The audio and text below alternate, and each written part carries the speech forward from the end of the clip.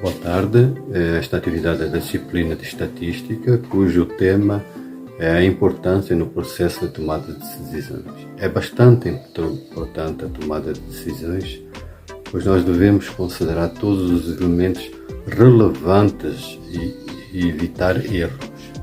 Esses elementos dão a orientação para a complexidade e a incerteza, que dão lugar à compreensão mais profunda do problema e do custo-benefício das opções disponíveis.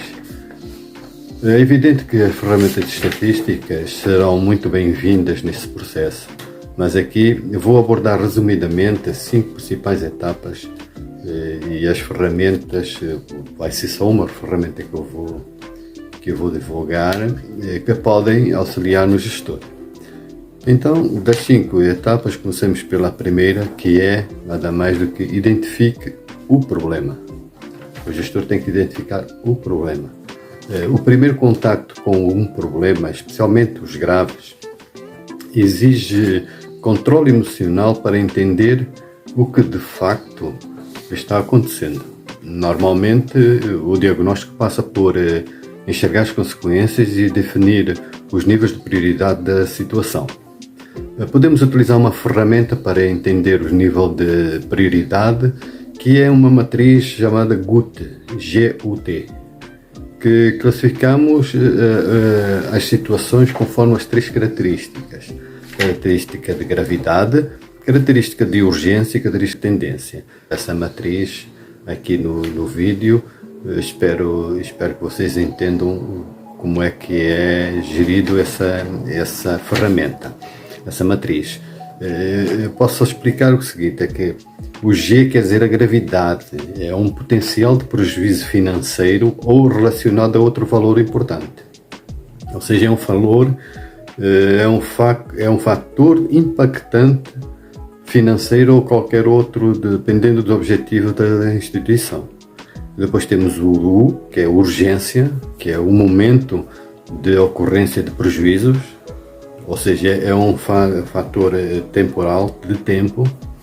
Depois temos a tendência, que é se a situação melhora ou piora com o passar do tempo. Ou seja, é um fator tendência, padrão de desenvolvimento. Esta ferramenta nos orienta a entender os prazos dos processos de toma de decisão, bem como priorizar as questões mais importantes. A segunda característica, ou seja, a segunda etapa, é a coleta de dados. Aqui vem muito ferramentas da estatística, né?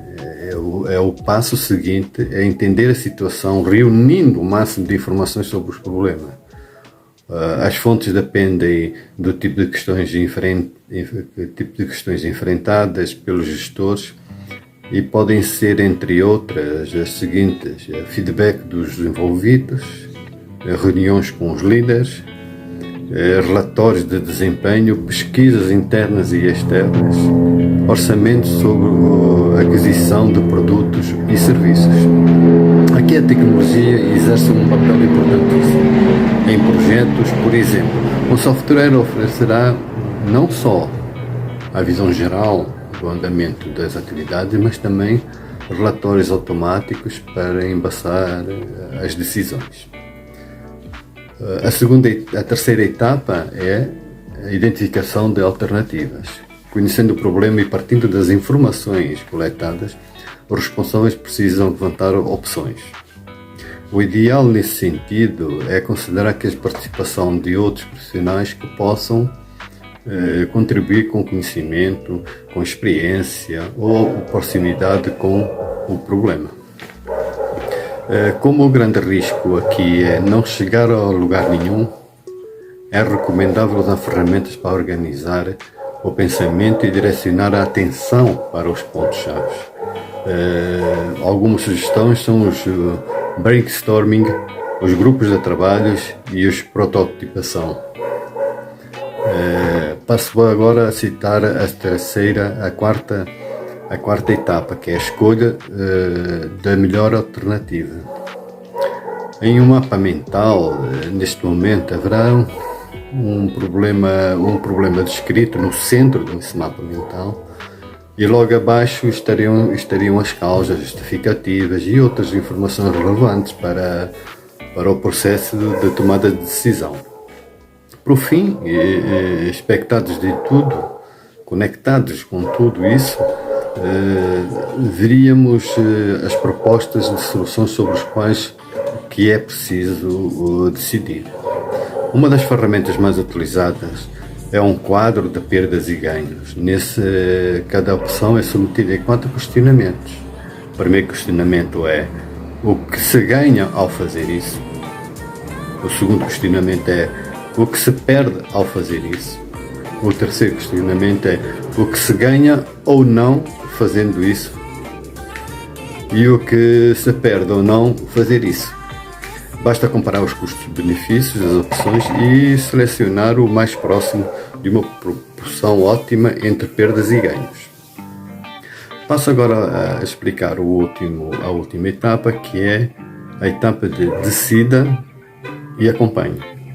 Isto é que o gestor tem que fazer, isto é que a equipa tem que fazer, é decidir e acompanhar. A etapa derradeira é a decisão, ou seja, entre os caminhos possíveis, optar por um deles é excluir os demais.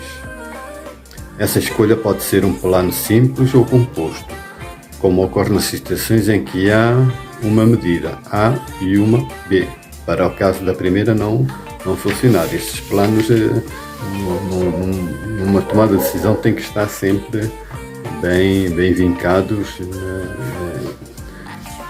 no estudo dessa tomada de decisão. Temos um plano A, um plano B. Se o plano A não der, temos que ir para o plano B. Daqui em diante, a principal preocupação será a implementação e o acompanhamento da decisão.